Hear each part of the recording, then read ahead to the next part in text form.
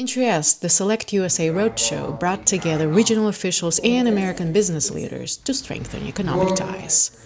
The event, part of a national tour, aims to encourage Italian companies to explore new opportunities in the United States. In growing your businesses across the Atlantic is a clear sign of the strength and the vitality of the U.S.-Italy partnership. Noi siamo al governo dal 2018 e di fatto non c'è stato anno dove non ci siano stati degli incontri, delle visite, o noi in vari stati degli Stati Uniti o loro venuti a trovare questa regione.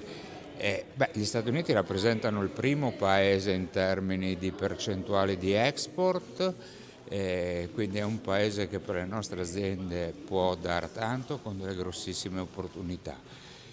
È un mercato complicato perché è un mercato enorme, quindi le nostre aziende devono essere attrezzate. Questa è la vera sfida che noi dobbiamo portare avanti da qui ai prossimi anni. Poi devo dire che anche il Friuli Venezia Giulia può rappresentare per le imprese americane un'opportunità per quanto riguarda investimenti. Il porto di Trieste può essere un driver ed una porta d'accesso importantissima per il mercato europeo, quindi una partita win-win, un rapporto già forte che va ancora di più consolidato. I'm from the Regional Investment Development Agencies. We're very happy to be in Italy. We've been hosted by amazing companies and amazing organizations for the past week.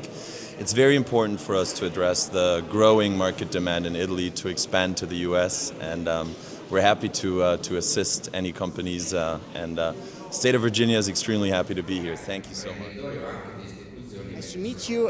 It's important to be here today because there are multiple US states that have a physical presence in Europe, and given the complex transatlantic dynamics we're witnessing, it is even more important to work at the state level and the regional level to secure transatlantic ties.